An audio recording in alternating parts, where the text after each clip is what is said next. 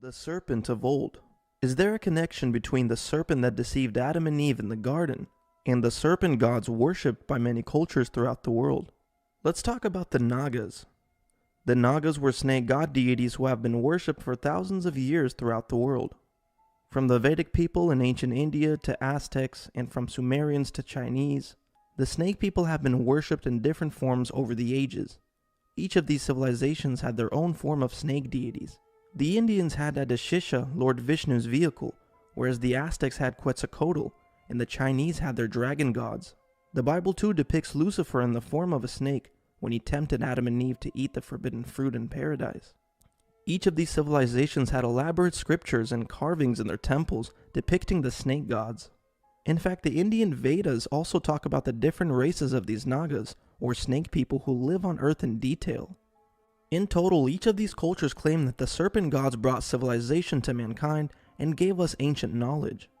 So serpents are known to universally be associated with the principle of knowledge and wisdom, just like the serpent from the garden. There's a very interesting passage concerning the serpent in Genesis chapter 3. And God tells the serpent, "I will put enmity between thee and the woman, and between thy seed and her seed. It shall bruise thy head, and thou shalt bruise his heel." So reading this verse, it makes it seem like that the serpent has its own seed, meaning its own children. Now the seed that I think it's talking about is known as the Nephilim, as described in the book of Genesis and the apocryphal book of Enoch, where the sons of God descend unto the daughters of man and make children with them. And I believe this is the seed that Genesis 3 is talking about. But of course, in modern theology schools and modern churches, they teach that the serpent seed is just a metaphor for people acting like the serpent. But I don't believe that's the case. I believe the modern church has a problem with turning everything in the Bible, especially in the book of Genesis, into an allegory. But I believe Genesis is to be taken as real history. Now, what inspired me to look into this topic is the Testament of Amram. Amram is the father of Moses, and the Testament of Amram is an apocryphal book found in the Dead Sea Scrolls. Now, a decent amount of the Testament of Amram was damaged in the Dead Sea Scrolls, and we have fragments of it left. But there's enough information in this testament to tell us what Amram was actually talking about and witnessing. This is the Testament of Amram, fragment 4Q544. And this is concerning a vision that Amram has. "I did not take another wife, vacant woman, blank. All that I would return to Egypt in peace and would see the face of my wife." And this is the part that got me interested in this topic. And he states, "I saw watchers in my vision, a dream vision, and behold, two of them argued about me and said, blank, and they were engaged in a great quarrel concerning me. I asked them, you, what are you, blank, thus blank, about me. They answered and said to me, we have been made masters and rule over all sons of men. And they said to me, which of us do you choose? I raised my eyes and saw one of them. His looks were frightening, like those of a viper, and his garments were multicolored. He was extremely dark. And afterwards I looked, and behold, by his appearance and his face was like that of an adder, and he was covered with blank, together and over his eyes. This watcher, who is he? He said to me, the watcher and his three names are Belial, Prince of Darkness, and Melchiresha blank. And I said, my lord, what rule? And he said to me, and all his paths are darkness, and all his works are darkness, and he is blank in darkness. Blank, you see, and he rules over all darkness, and I rule over all light. So again, there's enough information in this damaged scroll to give you guys a picture of what Amram was witnessing. In his vision, he saw two watchers, two fallen angels, arguing over him.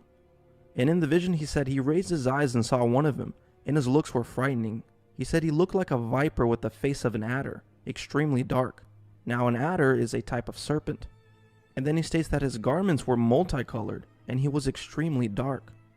So the watcher that Amram saw looked like a serpent, and that two of these watchers were quarreling over him, and that one of them was known as Belial, the Prince of Darkness, who rules over all darkness. So it's very interesting that Amram, Moses' father, encountered a watcher who looked like a serpent.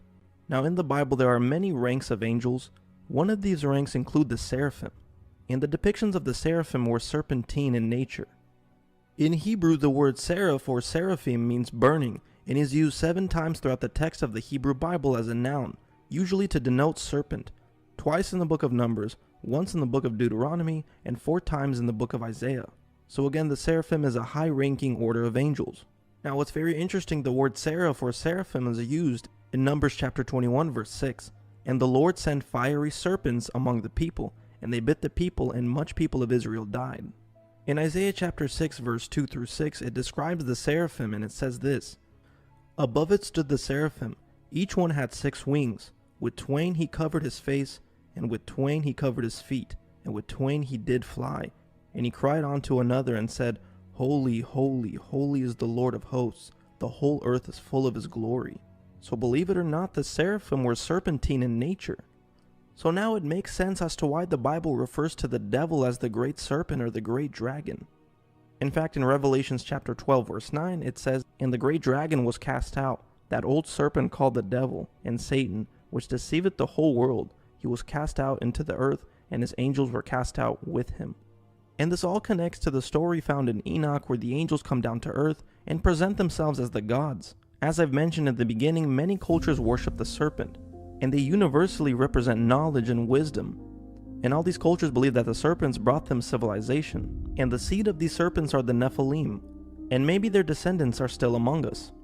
I find it very interesting that in the Bible, Jesus refers to the Pharisees as a generation of serpents or vipers, and that they are just like their father, the devil. How will they escape damnation? Now, to call a group of people a generation of vipers, and that their father is the devil, are some pretty serious accusations.